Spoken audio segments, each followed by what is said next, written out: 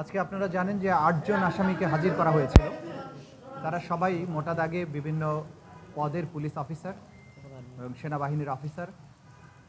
Former IGP Abdullah Al Mamun, এনটিএমসির সাবেক পরিচালক বা ডিজি, মেজর জেনারেল বরখাস্তকৃত জিয়াউল হাসান সহ অন্যান্যরা ছিলেন।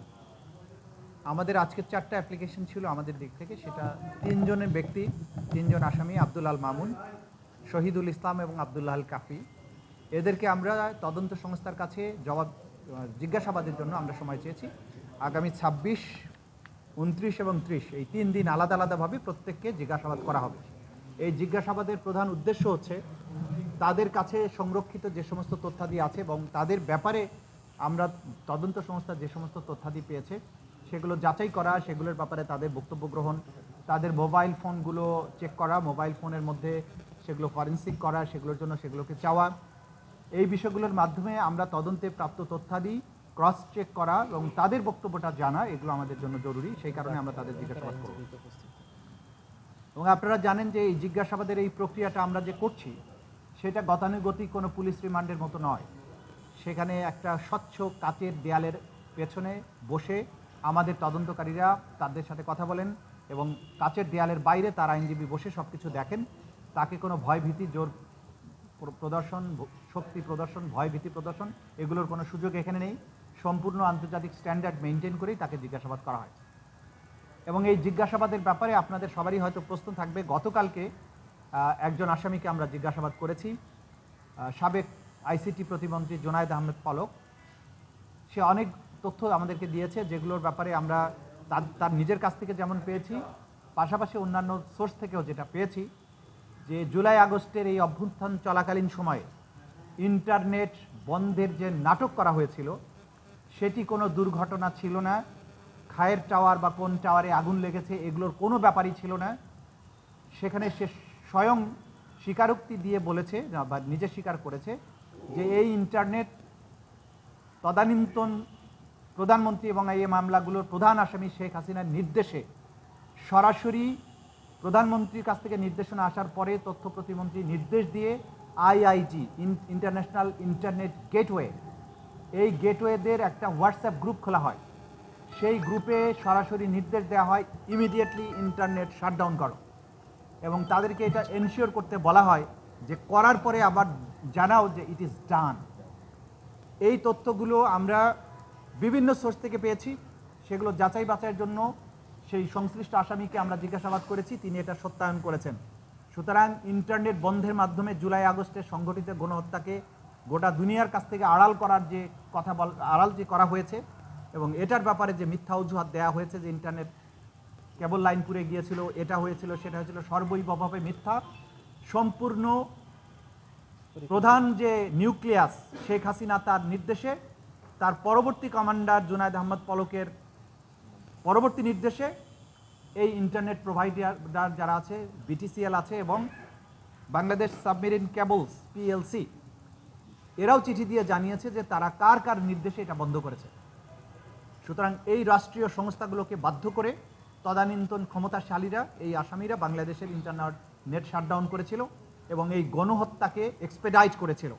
এই তথ্যগুলো আকাররূপে আমরা পেয়েছি, এগুলোকে আমরা ফর্মুলেট করছি এখন, এগুলোকে আমরা বিচারের উপযোগী করে কোর্টে প্রেজেন্ট করব। আরও দুজন বলেছি আমি, 3 জনকে আজকে জিজ্ঞাসাবাদের জন্য, একটা আব্দুল্লাহ আল কাফি, একটা হ্যাঁ, প্রত্যেকের জিজ্ঞাসাবাদ শেষে আমরা বলেছি জিজ্ঞাসাবাদ তাদেরকে আমরা যে তথ্যগুলো আমাদের প্রয়োজন সেগুলো আমরা পেয়েছি তাদের কাছ থেকে। সবকিছু হয়তো আপনাদের সাথে শেয়ার করব না, কিন্তু ইন্টারনেটের ব্যাপারটা যেহেতু অত্যন্ত গুরুত্বপূর্ণ ছিল সেটা আমরা জানানোর প্রয়োজন বোধ করছি। আমরা সময় চেয়েছি। সময় তো আসলে আমাদের চাওয়ার বিষয় না। আপনারা জানেন যে এই মামলার তদন্তকালে কতদিনের মধ্যে শেষ করতে হবে আইনে কোনো সুনির্দিষ্ট বিধান নেই, কিন্তু এত বড় গ্র্যাভিটির একটা মামলার প্রপার তদন্ত করা, প্রপার একটা রিপোর্ট সাবমিট করার জন্য অনেক সময় প্রয়োজন। সেক্ষেত্রে আমরা ধাপে ধাপে কোর্টের কাছ থেকে সময় নিচ্ছি যাতে করে আমাদের প্রোগ্রেসটা যথেষ্ট হয়েছে কিনা এটা আমরা কোর্টকে দেখাতে পারি।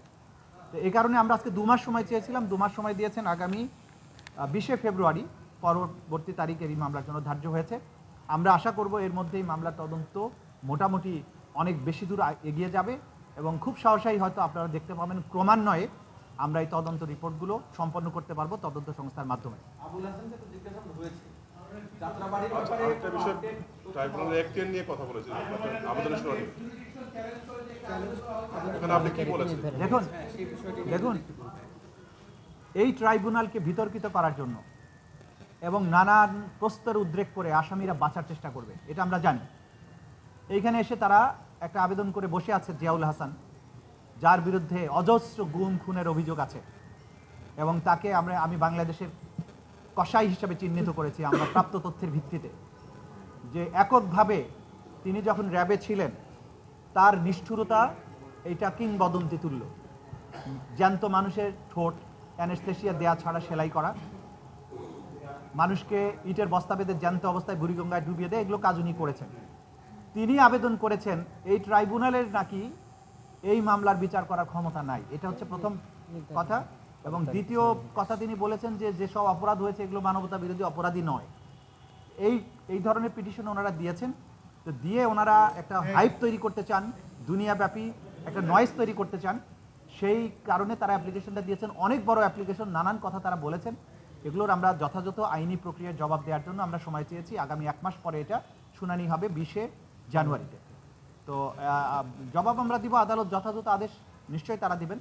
কিন্তু আমরা আপনাদেরকে যেটা জানাতে চাই যে এই ধরনের উদ্যোগ একের পর এক নেওয়া হবে এটাকে বিতর্কিত করার জন্য, কিন্তু আপনাদেরকে আমরা এনশিওর করতে চাই জাতির কাছে যে এই ট্রাইব্যুনাল, তদন্ত সংস্থা, প্রসিকিউশন সম্পূর্ণ নিরপেক্ষভাবে, ভয় ভীতিহীনভাবে, নিরলসভাবে কাজ করে যাচ্ছে এবং যাবে। যে মানবতা বিরোধী এই বাংলাদেশের মাটিতে হয়েছে, জুলাই আগস্টে যে গণহত্যা হয়েছে, তার আগে যে সমস্ত গুম খুন সহ অপরাধ হয়েছে, সেগুলোর বিচার সম্পূর্ণ নিরপেক্ষ এবং আন্তর্জাতিক স্ট্যান্ডার্ড অনুযায়ী এই বাংলাদেশের মাটিতে অনুষ্ঠিত হবে। এই